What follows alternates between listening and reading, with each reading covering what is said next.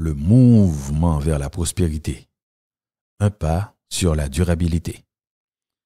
Ah, le dilemme séculaire.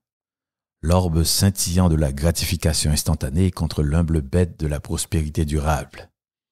Un énigme qui a tourmenté l'esprit de nombreux villageois du village baigné de soleil et de poussière de Marigot.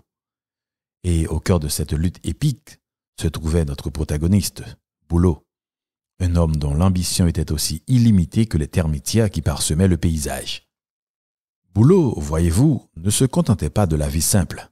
Alors que d'autres trouvaient de la joie dans le coup rythmé d'une machette contre du manioc tenace, Boulot aspirait au miroitement numérique, à la connexion instantanée, à la lueur enviable du dernier engin, le clairé-clairé, comme on l'appelait avec révérence. Ce n'était pas n'importe quelle chose brillante, remarquez, mais le pinacle, l'Everest, l'Eldorado des choses brillantes, le Instaglam 5000. Maintenant, l'Instagram 5000 n'était pas seulement cher, il était incroyablement cher. Cela a coûté plus d'une douzaine de poulets dodus, 2 mois de farine de manioc et 1 an d'approvisionnement en boisson à la banane puissante appelée Maman Pemba. Mais Boulot, alimenté par les vapeurs enivrantes des flux Instagram ambitieux, n'a pas été découragé. Il a économisé et économisé. Il a même vendu sa précieuse collection de coquillages, une décision controversée car la rumeur disait qu'il contenait les murmures des ancêtres. Enfin, le jour est arrivé. Boulot, la poitrine gonflée de fierté et les poches considérablement plus légères, tenait l'Instaglam 5000 en l'air, sa surface élégante reflétant le soleil couchant. Les premières semaines ont été un flot de selfies filtrés, de défilements sans fin et de commentaires chargés d'émojis. Boulot a documenté tous les aspects de sa vie, du chant matinal du coq au motif complexe de sa tasse en émail ébréché.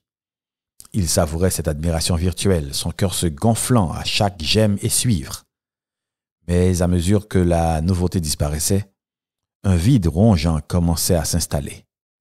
L'Instaglam 5000, comme toutes les choses brillantes, n'offrait aucun véritable moyen de subsistance, aucun avantage tangible.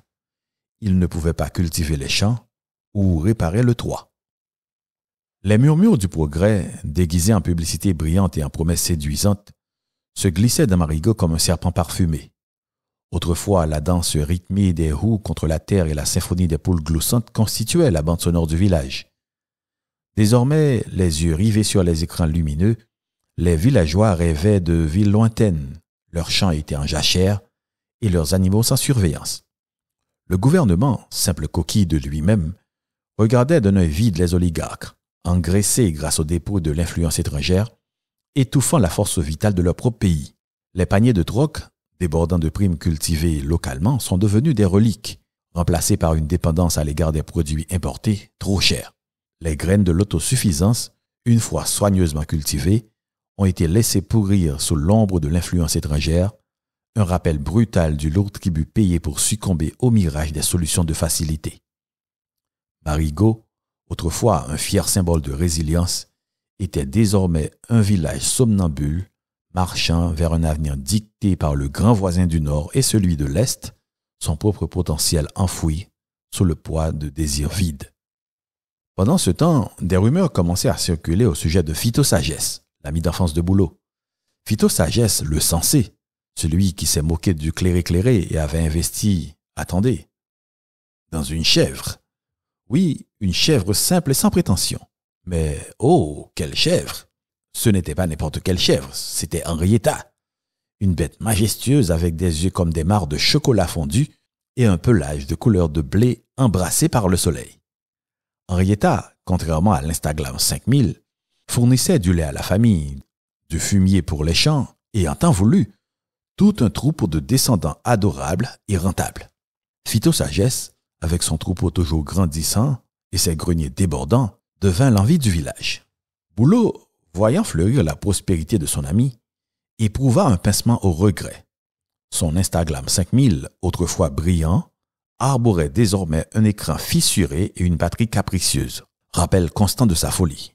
Il a essayé de le vendre, mais le marché des clairé-clairé d'occasion était aussi instable que le vent. Déprimé, il s'approcha de Phytosagesse, cherchant du réconfort et peut-être une gorgée du lait d'Henrietta. Phyto-sagesse, toujours pragmatique, offrit un sourire complice et une tasse fumante. Le clairé, rigola-t-il. Il promet beaucoup, mais ne livre pas grand-chose. Mais une bonne chèvre, c'est un investissement qui rapporte des dividendes. Il tapota le côté d'Henrietta, la chèvre répondant par un bêlement content. Boulot, humilié et plus sage, but une longue gorgée de lait chaud.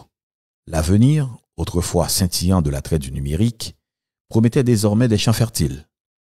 Une progéniture bellante et une vie construite sur quelque chose de plus substantiel que les likes et les followers. Il possédait toujours son Instagram 5000, monument à son faux pas passé. Mais il était désormais relégué dans un coin poussiéreux, un avertissement pour tout villageois tenté par l'attrait éphémère de la chose brillante. Quant à l'avenir, Boulot, avec une nouvelle appréciation pour les choses simples, a décidé d'investir dans un cochon. Mais cela, comme on dit, est une histoire pour un autre jour. Une histoire peut-être sur l'équilibre délicat entre l'ambition, l'aspect pratique et l'occasionnellement un animal de basse-cour bien choisi.